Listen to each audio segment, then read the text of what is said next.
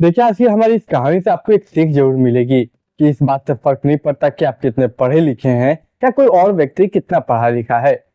आज की कहानी से आप ये भी सीखिएगा कि ये फ़र्क नहीं पड़ता कि आप किस जगह रहते हैं, शहर में रहते हैं या फिर गाँव में रहते हैं। तो आप गाँव में रह के ऐसी जो कहानी एक शख्स ने जो काम किया, जो धमाल किया, वो वाक़ई में सबको चौंका देता है, हैरान कर देता है और डरा देता है। वो ये कहानी आज ये भी सिद्ध करती है कि ज़रूरी नहीं कि आप कितने पढ़े लिखा होना ही ज़रूरी है। तो नमस्कार, मेरा नाम है विवेक सिंह। मैं एक सच्ची घटना में आपका स्वागत करता हूँ। देखिए, आज की हमारी जो कहानी है वो कहानी है छत्तीसगढ़ का एक ज़िला है जिसका नाम है कबीरधाम। इसी कबीरधाम में एक शख्स रहा करता था जिसका नाम था हेमेंद्र। हेमेंद्र की बात करूँ तो हेमेंद्र के परिवार में उसका एक भाई जिसका नाम राजकुमार, उसकी एक बड़ी बहन जिसकी शादी वगैरह हो चुकी थी, उसका एक बेटा भी था। देखिए, इसके जीवन में सब कुछ अच्छा था और अपने मोहल्ले, अपने इलाके, अपनी जगह के हिसाब से वो एक अच्छा पैसा आमदनी कमाता था, जॉब लगा हुआ था। अब इसके परिवार वाले देखते कि बहन चली गई, अब बड़ा भाई है तो क्यों ना इसी की शादी करवा दूं। शादी के लिए एक लड़की देखा जाता है। तो सबसे पहले इस बात को गांव में फैलाया जाता है। तो हमारे यहाँ एक कॉमन वर्ड है अगुआ। तो इसी बीच हर गांव का ही कोई शख्स अगुआ बनता है और वो एक लड़की दिखाता है। लड़के को लड़के और लड़के के परिवार वालों को लड़की पसंद आ जाती है। वहीं दूसरी ओर लड़की के घर वालों को भी लड़का का फोटो दिखाया जाता है। तो ये बात भी क्लियर होती है कि लड़की को लड़का पसंद है और लड़की के घर वालों को भी लड़का पसंद है। वक्त गुजरता है, सब कुछ सही होता है और ये लड़की एमपी की रहने वाली थी। तारीख थी 31 मार्च साल 2025। इस दिन शादी फिक्स होती है। शादी फिक्स होती है 31 मार्च साल 2022 को ये शादी संपन्न होती है। सब कुछ अच्छा था, सब शादी अच्छे संपन्न हुई। तमाम लोग रिश्तेदार आए, खाए पिए, गिफ्ट दिए और गए। खुशियां ही खुशियां घर में थी। देखिए, यहाँ का एक रिवाज भी था। रिवाज ये कि बहू मतलब घर की बेटी जो यहाँ से विदा होगी वो अपने ससुराल जाके अगले दिन फिर वहां से विदा हो जाएगी और कुछ दिनों बाद वापस जाती है। कोई एक नियम, कोई परंपरा होती है जो काफी लोगों में देखी गई है। तो इसी नियम को निभाने के लिए 31 मार्च को शादी होती है, विदाई होता है और फिर अगले सुबह उठ के जो लड़की थी वो अपने मायके चली जाती है। तमाम जो रिश्तेदार, तमाम जो परिवार थे उसमें से काफी लोग अब धीरे धीरे जाने लगे थे क्योंकि शादी संपन्न हो चुकी थी और ठहरने को कुछ था नहीं। तो रिश्तेदार, लड़के के घर वाले सभी जाने लगे थे। तारीख थी 2 अप्रैल साल 2022 की ही, मतलब शादी के तीसरे दिन।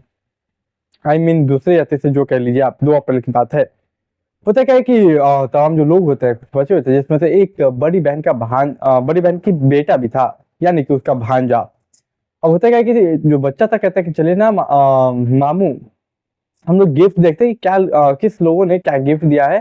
तो अब किसने क्या गिफ्ट दिया उस हिसाब से क्या होता है कि लोग उसके शादी में, उसके किसी कार्यक्रम में जाते हैं तो वो भी सोचते हैं कि वही अमाउंट का या फिर वैसा ही कुछ गिफ्ट हम भी उन्हें प्रदान करेंगे। तो तमाम लोग बोलते हैं चलो, तो कुछ लोग अंदर घुसते हैं एक रूम में और तमाम जो गिफ्ट थे उसको अनपैक करते हैं। इसी बीच उस घर में एक बहुत बड़ा धमाका होता है। ये धमाका इतनी बड़ी होती है कि ऊपर की जो छत होती है वो गिर जाती है। अब बगल में जो तमाम लोग थे, पड़ोसियों को ये आवाज जाती है कि एक धमाका हुआ और अपने घर से तमाम हथियार लेके वो आने लगते हैं। हथियार के रूप में जो भी लोहा, डंडा, चाकू, जो भी होता है खेत काटने वाला तमाम चीजें। अब आप सोचोगे कि आखिर इन लोगों ने ये क्यों लाया। तो मैं आपकी जानकारी के लिए बता दूं कि जो जिला है कबीरधाम, जहाँ पे की ये कहानी है, वहाँ पे नक्सली लोग काफी एक्टिव थे, यानी नक्सलाइट एरिया था और नक्सली एक्टिव रहते थे। तो उन्हें लगा कि किसी नक्सली ने हमला कर दिया, जिसकी वजह से ये हुआ। इसी बीच किसी ने पुलिस को खबर कर दी। माफ कीजिएगा। तो पुलिस भी मौका पर पहुंचती है अपनी टीम लेके, उस रूम में जाती है। उस रूम में जाने के बाद पता चलता है कि लगभग 8 लोग घायल है, जिसमें कुछ की मृत्यु हो चुकी है। और सभी को हॉस्पिटल पहुंचाया जाता है, जिसमें से दूल्हा यानी कि हेमेंद्र, राजकुमार उसका भाई, और उसका एक भांजा, वो भी मतलब इस जो धमाका था उसमें घायल हुआ। सभी को हॉस्पिटल ले जाया जाता है। इसके बाद हॉस्पिटल में इलाज चलता है। देखिए, इलाज चलते चलते लगभग 2-3 दिनों का वक्त गुजरता है। इस बीच पुलिस अपना इन्वेस्टिगेशन करती है कि आखिर नक्सलियों ने इन्हें क्यों टारगेट किया, आखिर इनका क्या नक्सलियों से रिश्ता है या फिर किसी और से रिश्ता है। क्योंकि कई बार पुलिस के इंफॉर्मर होने के नाते भी उन्हें अपना भुगतना पड़ता है सजा। लेकिन जब पुलिस ने पता किया तो उनका कोई इंफॉर्मर नहीं था उस परिवार में। नक्सलियों के अंदर घुसने के लिए पुलिस ने कुछ मुखबिरों को एक्टिव किया। मुखबिरों से ये पता चला कि नक्सलियों ने ये काम नहीं किया है।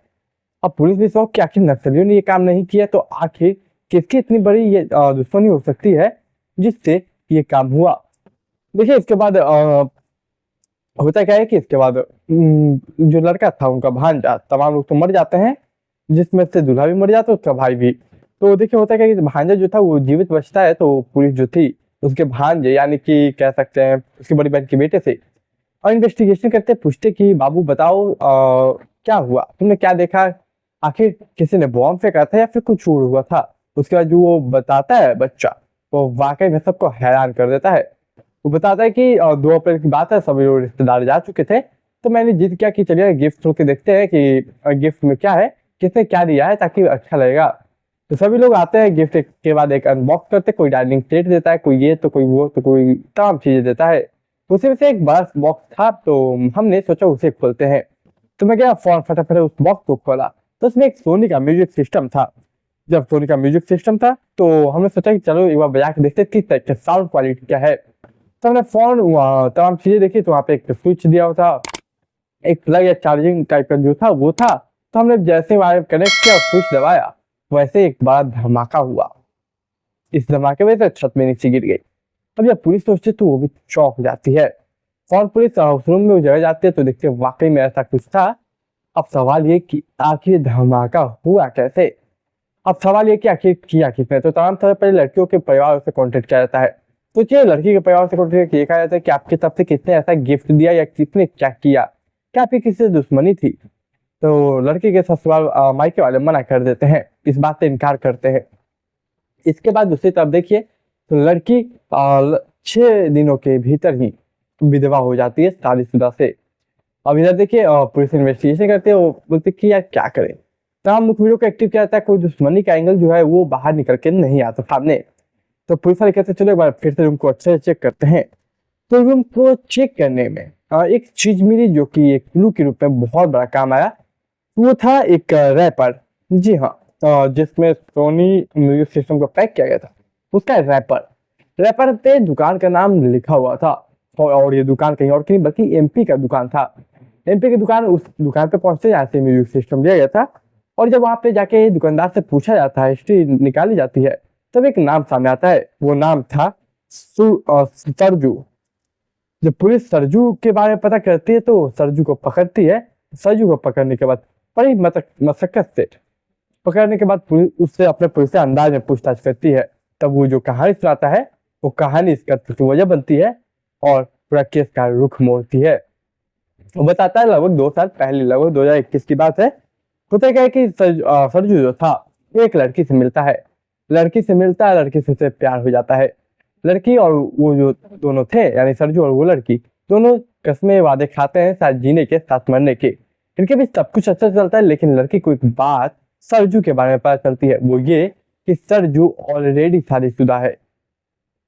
उसके बाद वो जो लड़की थी वो रिलेशनशिप से ब्रेकअप करना चाहती थी और इसके बाद वो दूरियां बनाना शुरू कर देती है।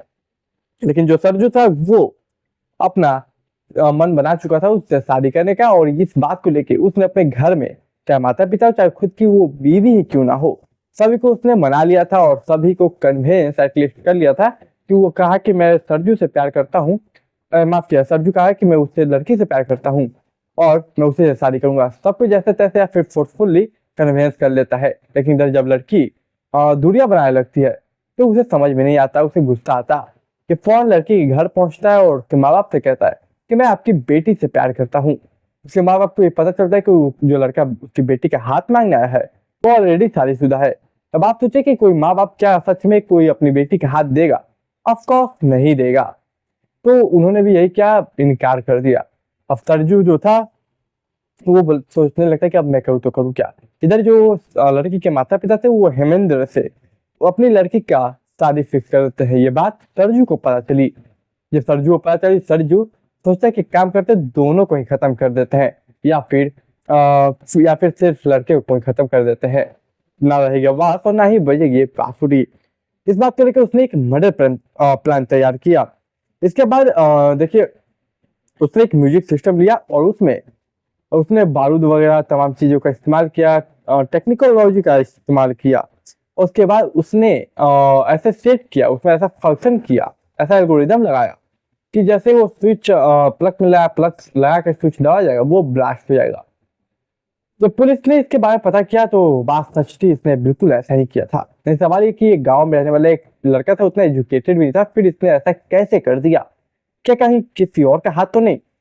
जब इसके बारे में पुलिस इन्वेस्टिगेट करती है, पता करती है, तो एक अजीब हैरान करने वाली बात पता चलती है।